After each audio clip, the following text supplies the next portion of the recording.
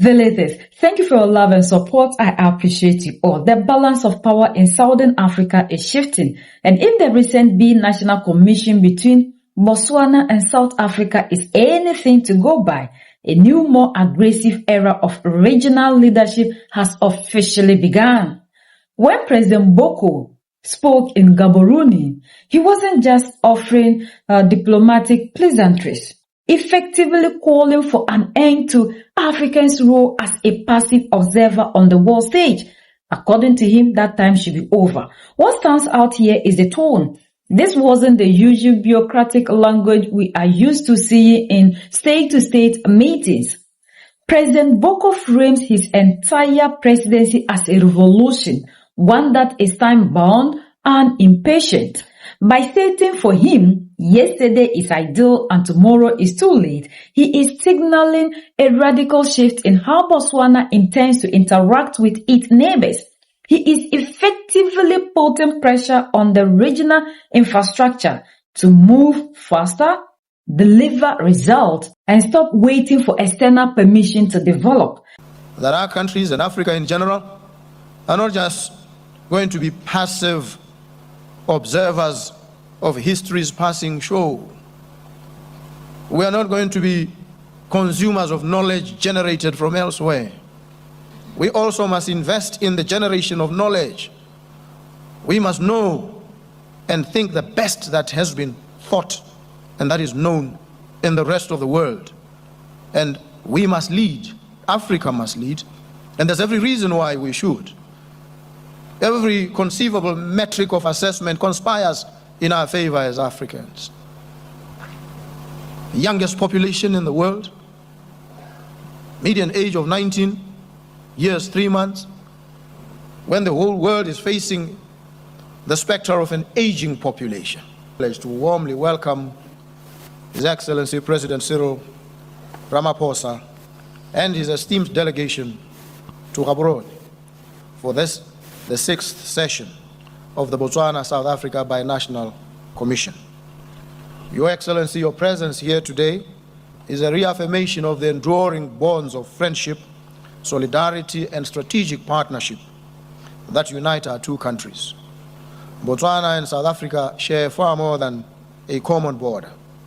We are bound by a shared history, deep cultural affinities, intertwined economies, and a collective aspiration for peace, prosperity, and dignity for our peoples.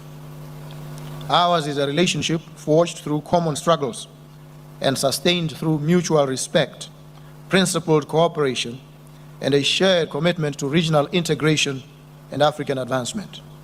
It is a partnership that continues to evolve in response to the aspirations of our citizens and the demands of a changing global environment.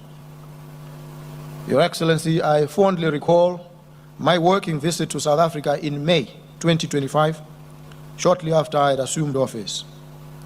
The visit provided an important opportunity for us to reaffirm the strength of the bilateral relations between our two nations and to renew our shared commitment to deepen cooperation across strategic sectors for mutual advancement.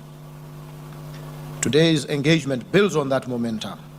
It reflects our collective resolve to further consolidate this partnership in pursuit of inclusive economic growth, sustainable development, and shared prosperity for the peoples of Botswana and South Africa. It equally underscores our determination to work together in advancing the broader regional integration agenda and securing a better future for generations yet unborn. In this regard, the Binational Commission remains the principal institutional framework guiding cooperation between our two countries. It provides a strategic and structured platform through which we review progress, address emerging challenges, and identify new opportunities for mutually beneficial collaboration.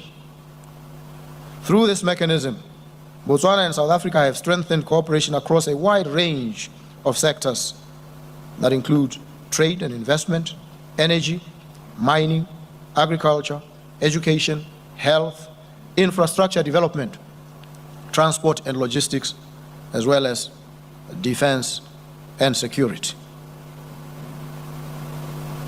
As we convene for the 6th session, we are encouraged by the tangible progress achieved through our partnership.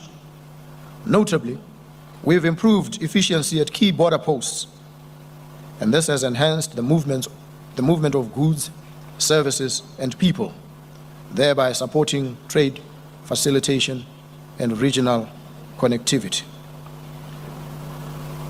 Equally commendable has been our close collaboration in responding to the foot and mouth disease outbreak in parts of South Africa and along our shared border. This cooperation demonstrates the strength, responsiveness, and strategic importance of our partnership in protecting livelihoods, safeguarding agricultural production, and preserving regional food security. I must pause here to underscore that we are here not just for a gracious exchange of felicitations and flattery. We are here to reflect honestly. We are here to reflect intensely on how we can strengthen the partnership between our two countries.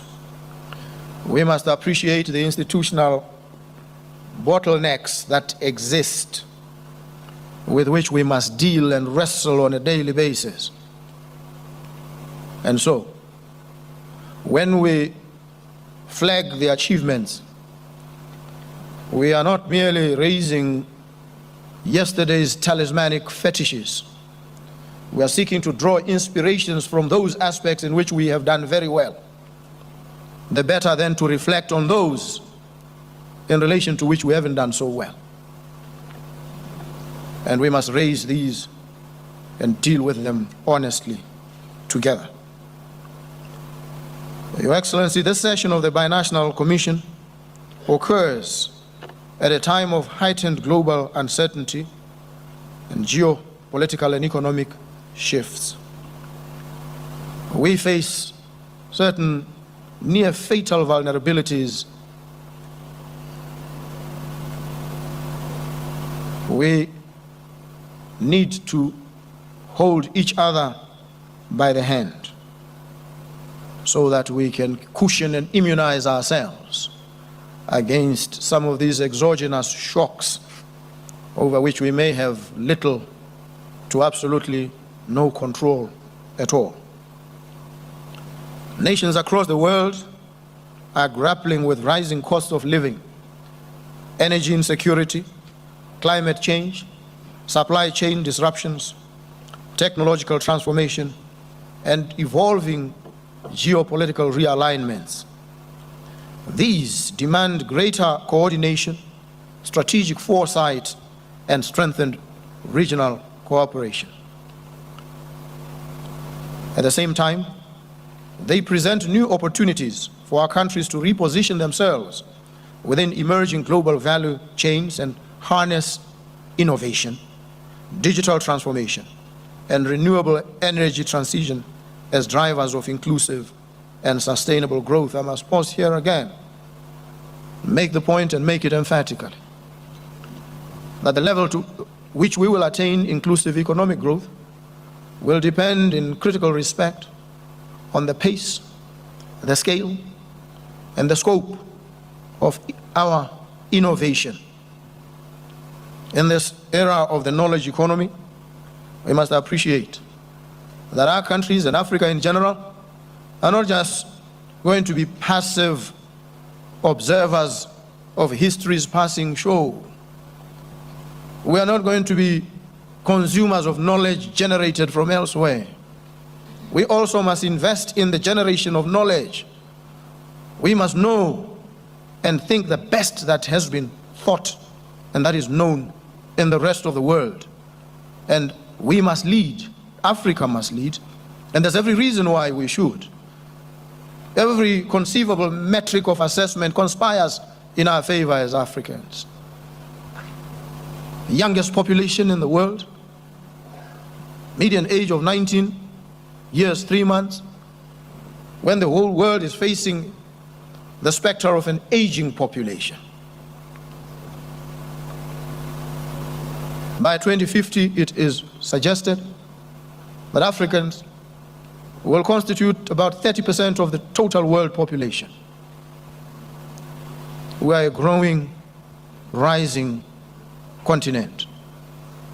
And so we have every reason to look to the future with optimism, fix our gaze on the future, move forward with confidence, and we must move decisively.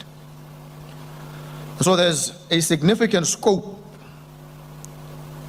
in these circumstances for Botswana and South Africa to play a critical role. And to do this, we must deepen our cooperation in the areas of energy security, including cross-border electricity trade, renewable energy development, energy infrastructure investment, and regional energy integration. We must harness and deploy technology to augment human capability.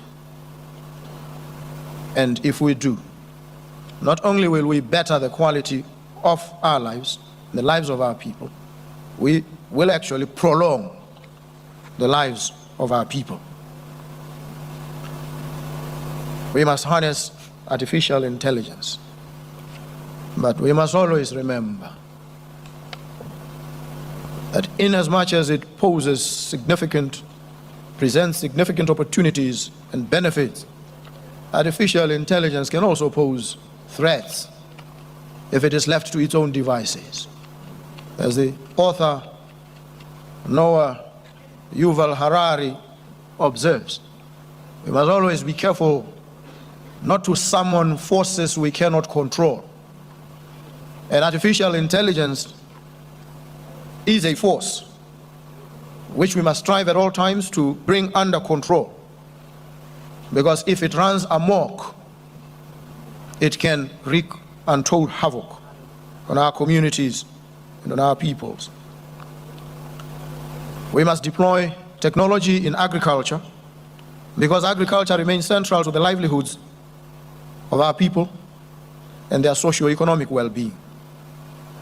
We have, therefore, as these two nations, considerable potential to expand collaboration across the agricultural value chain, including veterinary cooperation, disease prevention and control, agro-processing, agricultural innovation, and improved market access. And I'm happy that the President this morning was able to visit the Botswana Vaccine Institute and witness the capabilities which South Africa can and should become a part of, to deepen and to grow. Our countries are two of Africa's leading diamond-producing countries.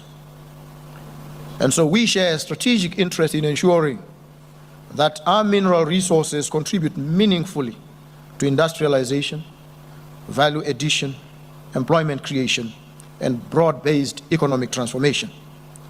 In the face of evolving global market dynamics, including the emergence of fake, synthetic, lab-grown diamonds, it is imperative that we strengthen cooperation in local beneficiation, downstream value chains, marketing, and protecting the long-term integrity and competitiveness of the natural diamond industry. We are still fortunate, at least for a while, that the synthetics operate only in the lower caratages of the diamond industry, 2 carats and below. But I'm sure they are busy preparing and seeking ways in which they can also operate in the higher caratages. So we need to protect the natural minerals, the natural diamonds. And as founding members of the Kimberley Process certification schemes, our two countries bear a shared responsibility to ensure that our mineral wealth delivers tangible developmental outcomes for our citizens. By retaining greater value within our economies, we can create quality jobs, strengthen industrial capacity, and enhance economic resilience against external shocks. Your Excellency, trade and investment remain fundamental pillars of our bilateral partnership. While South Africa continues to be Botswana's largest trading partner, there remains a substantial untapped potential for further expansion and diversification of investment flows between our two countries. We must therefore intensify efforts to address barriers that constrain trade, improve the ease of doing business, strengthen industrial cooperation, and create a more enabling environment for investment, innovation, and enterprise development. In this regard, I welcome the convening of the Botswana-South Africa Business Forum on the margins of this session. The forum provides an important platform for strengthening private sector partnerships, identifying new areas of collaboration, and unlocking practical investment and commercial activities that can drive economic growth and job creation in both our countries.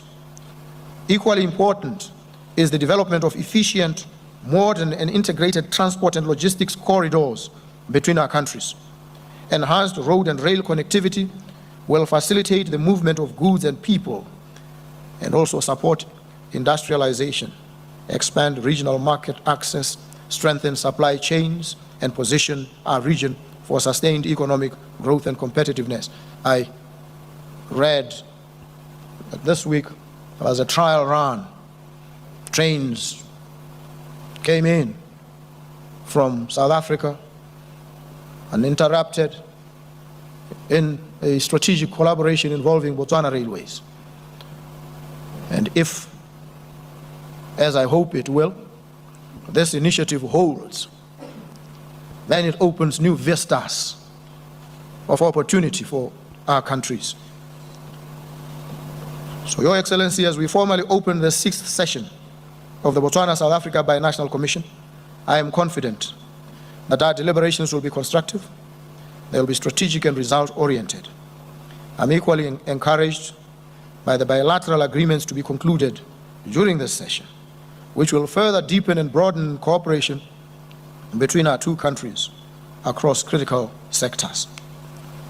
It is my sincere hope that our engagements today will produce meaningful outcomes that advance the interests of our people, strengthen the bonds of friendship between Botswana and South Africa, and contribute to the broader vision of a peaceful, prosperous, and integrated Southern Africa.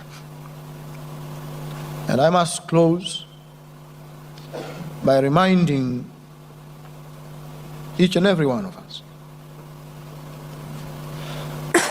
that we can meet here and present charters of aspirations. We can meet here and craft and fashion visions. We must appreciate that these visions, these outcomes that we desire, are not self-executing. They require agency, human agency. People, creatures of flesh and blood, that must execute these aspirations. We therefore must appreciate, and I've said, and I maintain vigorously all the time, I am prosecuting a revolution. Otherwise I wouldn't be here. And I've called myself a revolutionary. Called myself this when I was young and I didn't even quite understand what a revolutionary was. I even got almost expelled from secondary school for using that description on myself. I called myself a revolutionary. And I know that a revolution doesn't go on inordinately. It is time-bound. It involves concentrated action. And it operates within certain temporal horizons. So at the forefront of everything we do, we must appreciate that the people out there will not wait on us inordinately. They want results. They want these results not today. They don't want them tomorrow. They want them yesterday. And so that is why, Mr. President, I always say, For me, yesterday is ideal. Tomorrow is too late. We therefore understand the very strict timelines within which all these things that we discuss, resolve, stand to be implemented. And so, on that note, it's my pride and pleasure at this point to thank all of you. But the real weight of his narrative lies in the strategic pivot they are proposing. They are not just talking about trade. They are talking about sovereignty. They are effectively saying that Africa's future cannot be dictated by institutions that do not represent its 1.4 billion people. This is a bold, high-stake move. They are proposing a partnership that relies on joint ownership of mineral wealth, shared control over regional water and energy, and unified front against transitional crime. Ultimately, this isn't just about two presidents signing agreements in a room. It is about fundamental change in the regional narrative. It is a clear declaration that Botswana and South Africa are positioning themselves to lead the continent through the next decade. The question now is not whether they have the vision, but whether the institutions on the ground can match the speed and intensity that this new revolutionary approach demands.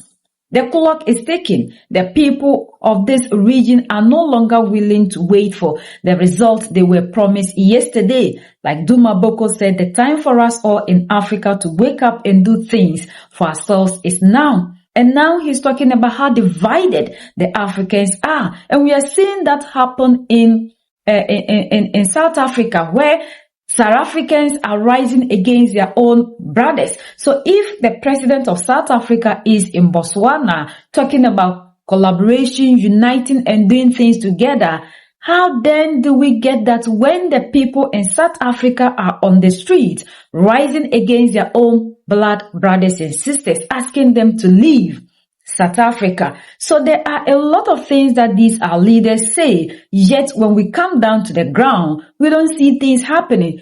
We are talking about not being passive, but we ourselves cannot love ourselves and see ourselves as one people to work. Our leaders speak every day, but we don't see that being transformed to the ground. Educating our brothers and sisters for them to understand that the problem they are going through isn't their brothers and sisters coming into South Africa or Nigeria or Ghana. This is not the problem. The problem is the system. How passive we are on the global stage. And the leaders know very well that the African isn't active to deal with his or her own problems. So now that these leaders are bringing out these things, we expect them to be doing the working like the leaders in Mali, Niger, and Burkina Faso are doing. They hardly come giving us speeches day in, day out. So we hope that with the tone that Duma Boko spoke, it will give us another hope or change. Like he called himself a revolutionary and said he was nearly kicked out of school because of that, even when he didn't know what it meant. We hope that he'll put that thing into practice, because we have had enough of the speeches from our leaders. This time, we are looking for actions. Like he said, we are not waiting for the result today or tomorrow. We are looking for it yesterday. And for that matter, the result must be given to us right now. We are the only ones that can set ourselves free. United we stand, divided we fall. And united we keep standing forever and ever. The greatest enemy of the African is mental slavery. So let's decolonize ourselves from mental slavery. Let's keep sharing to educate our brothers and sisters. Together we'll make Africa great for ourselves and the next generations that are going to come. So that's the latest around the world in Africa. Southern Africa, in Botswana.